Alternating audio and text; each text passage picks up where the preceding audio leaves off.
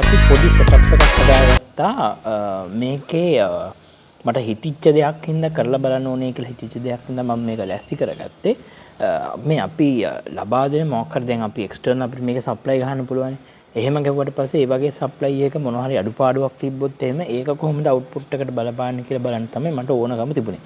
ඉතින් මම ඒකට හොයාගත්තා මේ මගේ පරණ ක්ලාසස් වලට ගන්න මයික් එකට ආපු එකක් ඇඩැප්ටර් එකක්. මේක තියෙනවා 14 වෝල්ට් අවුට්පුට් එක මිලි ඇම්පියර් 300ක් දක්වා ගන්න පුළුවන් කියලා.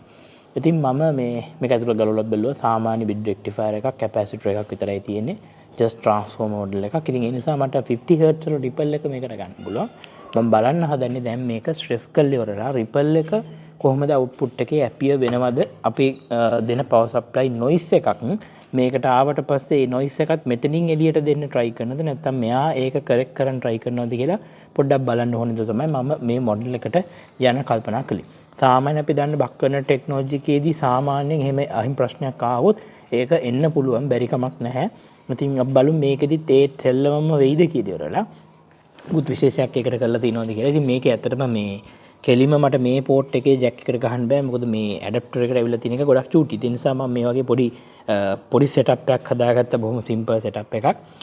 ඒකල මම මේකට දැන් දීලා තියෙන්නේ. දැන් ඔයගලන්ට පේනවා ඇති මේකේ ඉන්පුට් එක විදිහට 17.7 වෝල්ට්ස් විතර මෙතනින් ඉන්නේ නා. මොකද මේවා සාමාන්‍ය බ්‍රිඩ් රෙක්ටිෆයර්ස් වලින් ආපු අන්රෙගියුලේටඩ් පොඩි ඇඩැප්ටර් එකක් මේක.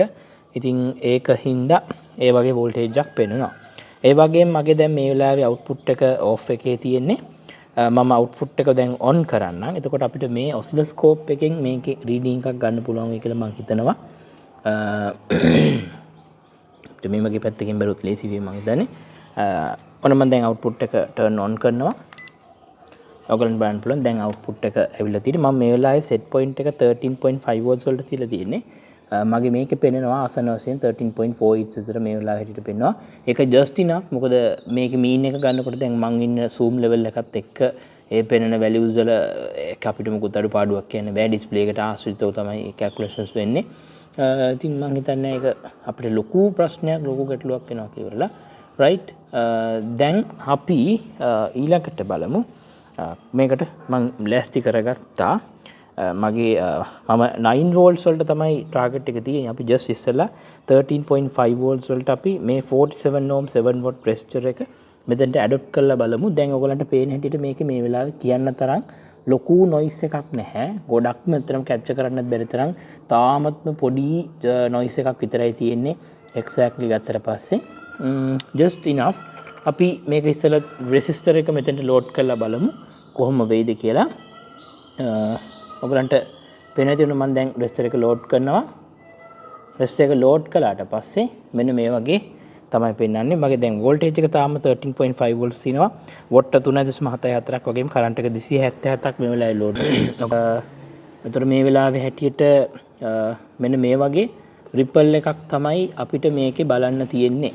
අපි normal මේක මම 0 potential එකට අරගෙන division කරලා ගත්තොත් right ඔන්න ඔයගේ තමයි අපිට පේන තියෙන සාමාන්‍ය පේන එක right. එතකොට මේ පේන DC එක දැන් මම හිතනවා ක්ලියර් වෙන්නේ නැති කියලා.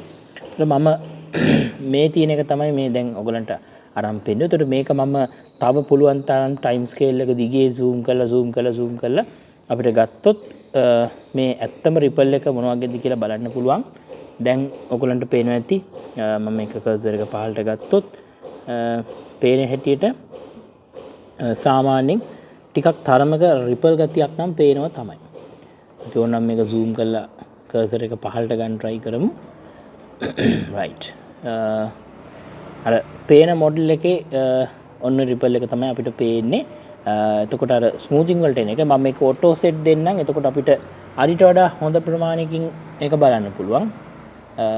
මොකද මෙයා ගන්න නිසා ඉතින් අපිට පේනවා ඇති මේ වෙලාවේ මම මේ කර්සර් එකෙන් මම හදාගෙන තිනවා සාමාන්‍යයෙන් මිලිවෝල්ට් 352ක විතර ඩෙල්ටා රිපල් එකක් මේකේ තියෙනවා.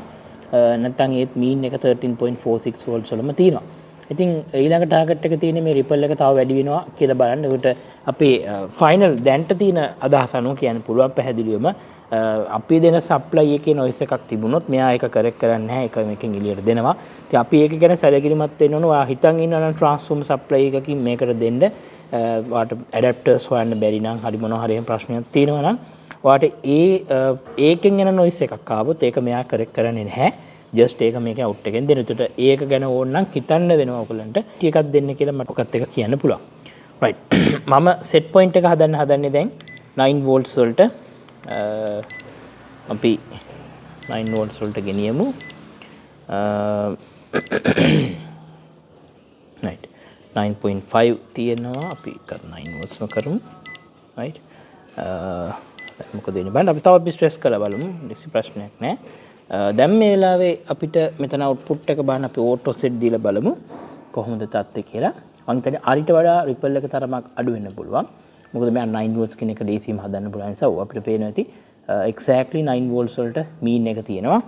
මෙතනත් එහෙම පෙන්නනවා. එච්චර ripple එක කියන්න තරම් sorry loose එකක් තියෙනවා. කියන්න තරම් එහෙම කිසිම කලබගෑනියක් නැහැ. මොකද auto set දුන්නත් මම මේක ripple එකක් අල්ලලා පෙන්නුන්නේ නැහැ. ඒ නිසා අපිට ඒක ගැටලුවකුත් නැහැ. හරි අපි තව එහෙනම් මේක load කරමු stress කරන්න කියලා තමයි හදන්නේ. අපි මේක ගමු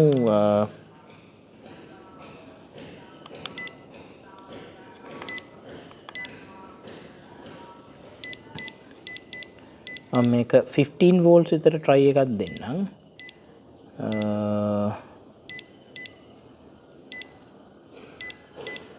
ඊට වඩා වැඩි කරන්න බෑ. මම හිතන්නේ exactly ඒ load එකත් එක්ක උඩරිම බහිනවා. ඉතින් අපි බලමු auto set deal කරලා දැන් මොකක්ද තත්ත්වය කියලා. right. ripple එකක් අපිට තරමක් තද ripple එකක් එතකොට මේක එනවා. ඉතින් ඒක අපිට exactly read කරන්නත් පුළුවන්. ඔයගලන්ට පේන්නේ නැති frequency එක 100 Hz කියලා කියන්නේ පැහැදිලිව මේක full bridge rectifier එකේ ripple noise එක ඉන්නේ. තාමත්ම පැහැදිලිව ඒක පැහැදිලි කරලා පෙන්නනවා මේකෙන්. ඉතින් ආය අමුතුවෙන් ඒක හොයන්න කිට දෙයක් නැහැ. ඉතින් ඔහොම තමයි ඕකේ ඒ තත්ත්වය තියෙන්නේ.